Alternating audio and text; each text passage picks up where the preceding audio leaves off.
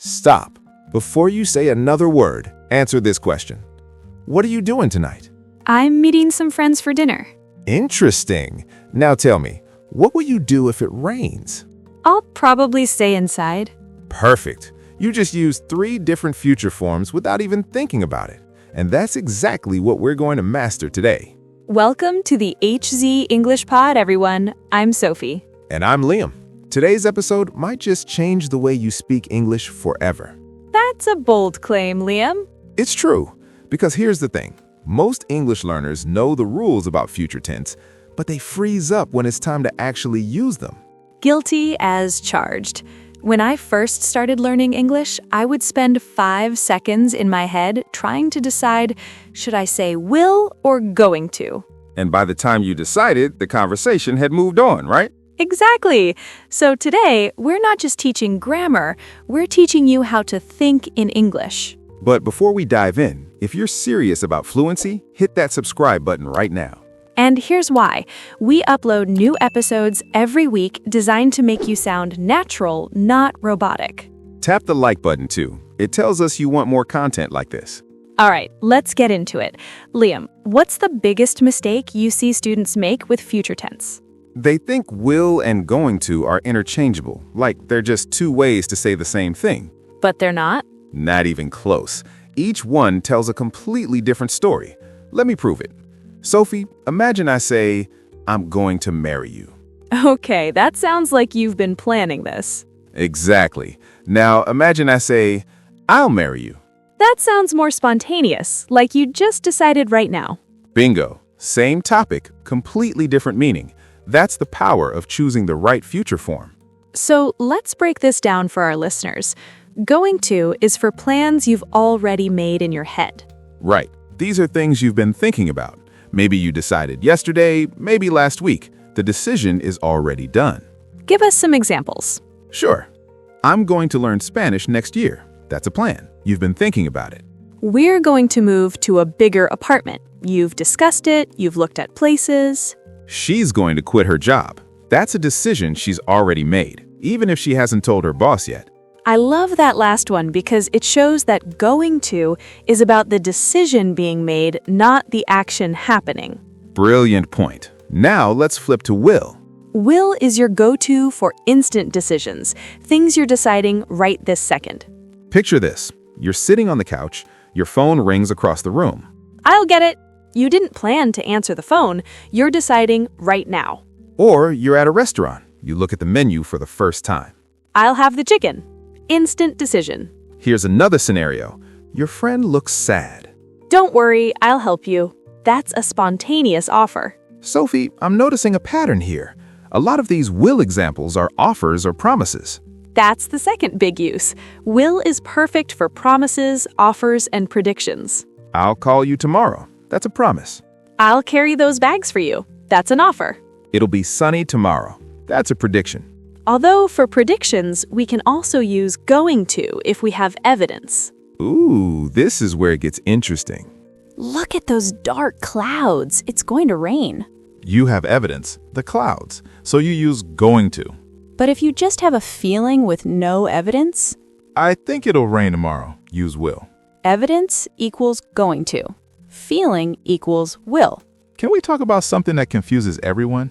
The dreaded gonna? Yes! Listeners, you will hear native speakers say gonna all the time. I'm gonna go. She's gonna love this. We're gonna be late. Gonna is just fast speech for going to. It's completely normal in conversation. But, and this is important, never write gonna in formal situations. Emails to your boss, university papers, business reports, always write going to. However, in text messages with friends, gonna is totally fine. I'm gonna grab coffee. Wanna come? See? Natural. Okay, plot twist time. There's actually a third way to talk about the future. And this one makes you sound super advanced. It's the present continuous, but used for future arrangements. Wait, isn't present continuous I am eating or she is working? Usually, yes, but we also use it for fixed future plans, especially with other people. I'm meeting Sarah at 6 o'clock. We're flying to Tokyo on Monday. He's starting his new job next week. Notice something? All of these have specific times or specific arrangements. They're locked in, they're definite, they're happening. Exactly. So what's the difference between I'm meeting Sarah at 6 and I'm going to meet Sarah at 6? Both are correct, but present continuous feels more fixed, like it's in your calendar. You can't change it. Right. Going to is your intention. Present continuous is your appointment. Let me test this. I'm having surgery tomorrow. Present continuous. It's scheduled. The hospital is expecting you. I'm going to exercise more. Going to. It's your intention, but not scheduled. This is making so much sense. Let's do some rapid-fire real-life situations. Sophie, I'll give you a scenario. You respond naturally. I'm ready. You're holding shopping bags. They're heavy, I notice. Oh, will you help me? Sure, I'll take some. Now, you're telling me about tomorrow. I'm going to visit my grandmother. Now, you're looking at the weather app. Oh no, it's going to storm tonight. Your boss asks about your schedule. I'm attending a conference on Friday. Someone asks if you want another coffee. No thanks, I'll be awake all night. Perfect. You're using these naturally. Listeners, that's the goal. It should feel automatic. Let's talk about time words because they're your best friends when talking about the future. Tomorrow, tonight, next week, next month, next year, these are your basics. I'm going to call him tomorrow. We're leaving next week. But we also have later, soon, in a minute, in a few days. I'll do it later. That's a casual promise. She's arriving soon, any moment now. Don't forget specific times. I'm meeting them at 3 o'clock. The movie starts at 7. And this is key. When you use specific times, native speakers usually use present continuous. I'm seeing the doctor at 2, not I will see or I'm going to see. Although those aren't wrong, present continuous sounds most natural. Let's tackle some mistakes we hear all the time. Mistake number 1. I will go to the cinema tomorrow. That sounds like you just decided right now, but if it's your plan for tomorrow, say, I'm going to the cinema tomorrow, or I'm going to the cinema tomorrow. Mistake number 2. I'm going to answer the door. If the doorbell just rang, say, I'll answer it. It's an instant decision. Mistake number 3. Using will for everything because it's shorter and easier.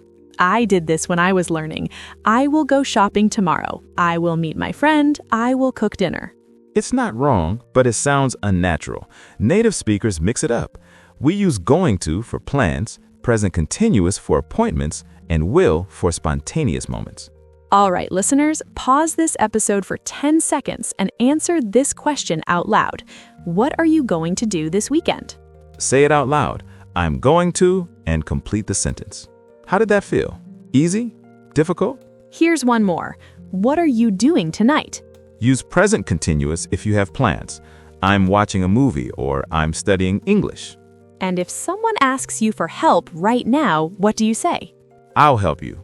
Quick offer, use will. Let's show how this all comes together in real life. Liam, call me and make plans. Hey, Sophie, what are you up to this weekend? Not much. I'm going to relax at home. Why? A group of us are going to the new art exhibition on Saturday. Want to come? That sounds great. What time? It opens at 10, but we're meeting at 11. Perfect. I'll be there. Should I bring anything? No, don't worry. I'll get the tickets online tonight. Thanks. I'm really looking forward to it. I haven't been to a gallery in ages. It's going to be amazing. See you Saturday. See you then. To listeners, did you catch all the different future forms? I'm going to relax. Plan. We're meeting at 11. Fixed arrangement. I'll be there. Instant decision to accept. I'll get the tickets. Promise. And it's going to be amazing. Prediction with confidence. Here's the truth. Mastering the future tense isn't about memorizing rules. It's about feeling the difference. When you speak, you need to ask yourself, did I already decide this, or am I deciding right now? If you already decided, use going to or present continuous. If you're deciding this moment, use will. And honestly, even if you mix them up sometimes, people will still understand you. But using them correctly makes you sound fluent, natural, confident. It's the difference between someone who studied English and someone who lives in English. So, here's your homework. For the next 24 hours, pay attention to how you talk about the future. When you make plans, say them out loud using going to. When you make quick decisions, use will. Practice in your head. Practice in a mirror. Practice with friends. And tell us in the comments, what are you going to do this weekend? Write it in English. I'm going to and complete it. We read every single comment. Also, we're going to drop another episode next week about past tense mistakes. You won't want to miss it, so subscribe if you haven't already. Hit the notification bell so you know exactly when it drops. And share this episode with someone who's learning English. Help them speak about the future confidently. Before we go, I want to say learning English is a journey. Some days you'll feel like a genius.